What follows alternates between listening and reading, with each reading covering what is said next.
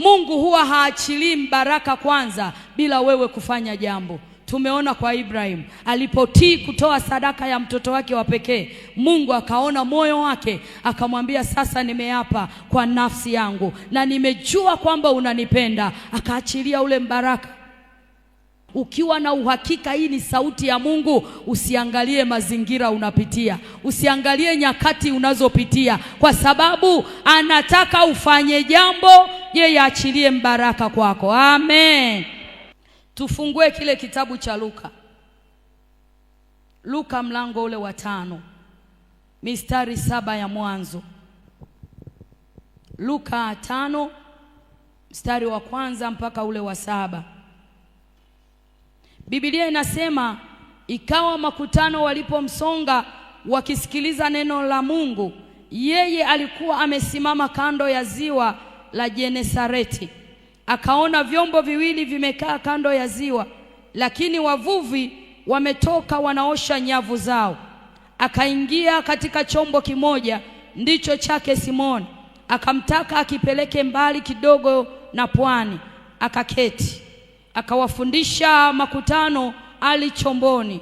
Hata alipokwisha kunena, alimwambia Simoni, tweka mpaka kilindini, mkashushe nyavu zenu mvue samaki.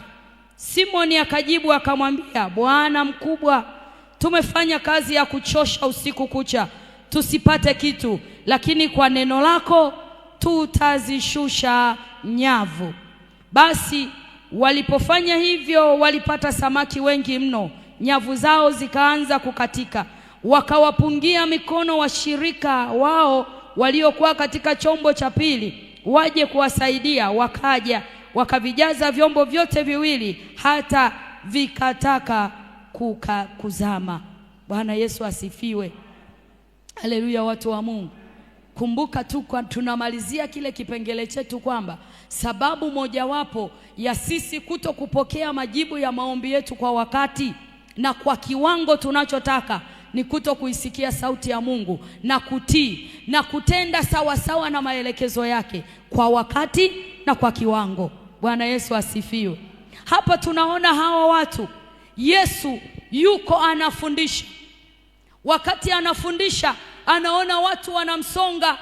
Baadaye anaona vyombo viwili pembeni vimepaki. Halafu wakati vimewekwa vile vyombo pale, wale wavuvi tunaambiwa wanaosha nyavu zao, wanasafisha nyavu zao.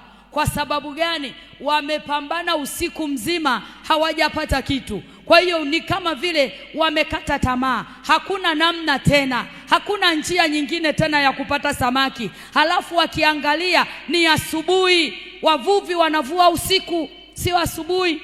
Kwa hiyo acha tusafishe nyavu zetu, tuziandae labda kwa siku ya kesho tena, lakini kwa leo hakuna kitu. Yesu anawatazama wanasafisha zile nyavu. Anavyowaangalia namna hii, akamwambia Simoni, tweka mpaka kilindini, sogeza hiki chombo mahali fulani. Na yeye akaingia kule ndani. Alipoingia akaanza kufundisha akiwa ndani ya kile chombo. Wakati anafundisha, alipomaliza akamwambia, sasa Simoni, tweka mpaka kilindini mkavue samaki. Simoni anaanza kumwambia, jamani, Yesu, wenzako tumechoka. Bwana Yesu asifiwe. Kama ni kupambana kwa ajili ya samaki tumepambana, lakini mpaka asubuhi hatukupata hata dagaa. Kwa hiyo kwa hali ya kawaida tumechoka, lakini kwa sababu ya neno lako. Hebu sema, kwa sababu ya neno lako. Sema tena, kwa sababu ya neno lako. Simoni akasema, kwa sababu ya neno lako. Alijua aliyetamka ni nani. Haleluya. Alijua sauti ya Yesu, alijua Yesu ana uwezo gani, alijua Yesu ana nguvu zipi. Ndipo maana akatii ile sauti, akasema, kwa neno lako tunazishusha nyavu. Nao walipotii, waliposhusha zile nyavu, tunaambiwa walipata samaki wengi mno, mpaka wakashindwa, wakaanza kuita majirani zao, jamani njoni. Nao wakaenda wakajaza vile vyombo, mpaka tunaambiwa vikaanza kuzama. Haleluya. Nataka niseme na mtu mmoja hapo. Inawezekana ni mimi au ni wewe. Umepambana na hilo jambo kuliombea kwa muda mrefu, lakini unaona kabisa sijapata majibu yake. Ama inawezekana umefika mahali unasema hili jambo sasa sihangaiki nalo tena, ninamwachia Mungu mwenyewe. Wakati mwingine unasema basi labda sio mpango wa Mungu mimi nipate hicho kitu. Yesu anasema na Simoni, anasema na mimi na wewe kwamba haijalishi hujapata samaki kwa muda mrefu, haijalishi hicho unachokiomba hujakipata kwa muda mrefu, liko neno moja tu kwamba tii sauti yangu, tii maelekezo yangu, tii kile ninachokwambia. Uko mbaraka nyuma ya wewe kutii, na huo mbaraka sio wa kwako peke yako. Watabarikiwa na walio pembeni, watabarikiwa na marafiki zako. Inawezekana ndio maana umecheleweshwa. Amen, watu wa Mungu. Kwa nini umechelewa? Kwa sababu hukuisikia sauti ya Mungu. Kwa sababu wakati mwingine ulipoisikia ulikuwa na mashaka na kile unachokisikia. Hivi ninasikia sawa sawa?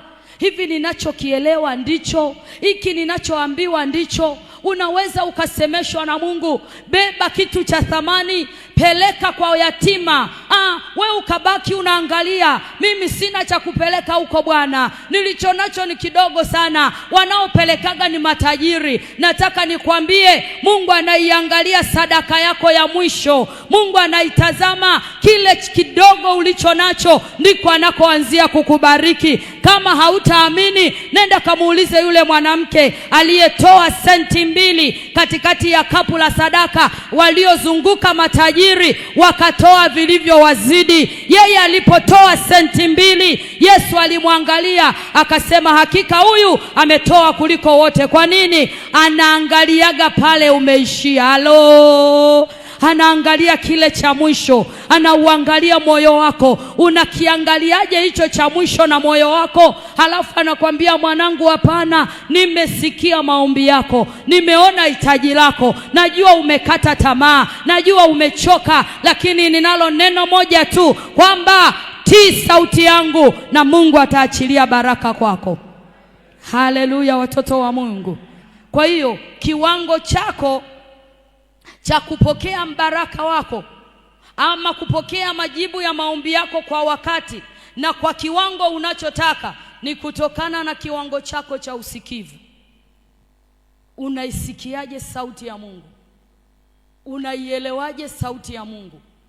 Unaitendeaje kazi sauti ya Mungu?